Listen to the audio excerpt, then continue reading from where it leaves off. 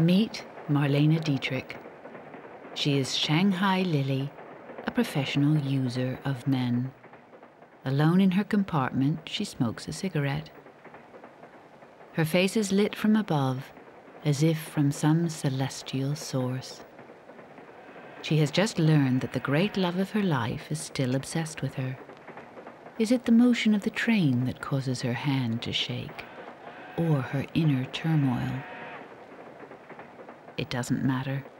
Alone with her triumph, she transcends earthly concerns, attaining what the Greeks called an apotheosis, the state of the divine. She is a goddess.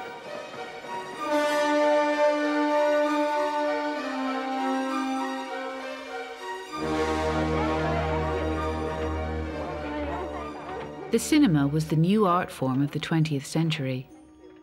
In its golden age, it was truly a mass entertainment. Everybody could enter the temple, as if they were participating in a new religion, drawn by the light that came from a projector.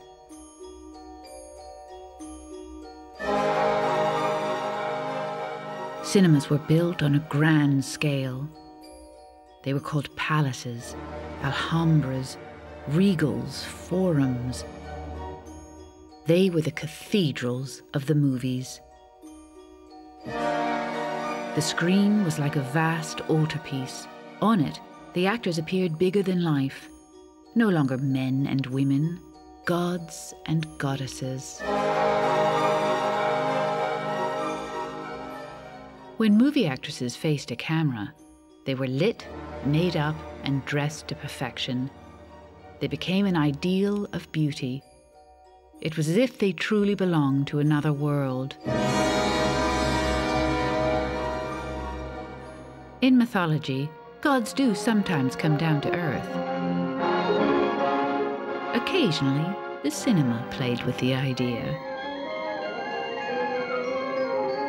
In Down to Earth, Rita Hayworth plays Terpsichore, muse of the dance. She's shocked by how a Broadway producer intends to portray her on stage. Wait until you hear what's happening on Earth.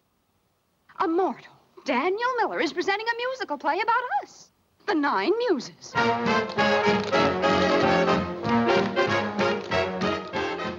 She descends to Earth to put things right, and, being divine, she already knows the moves.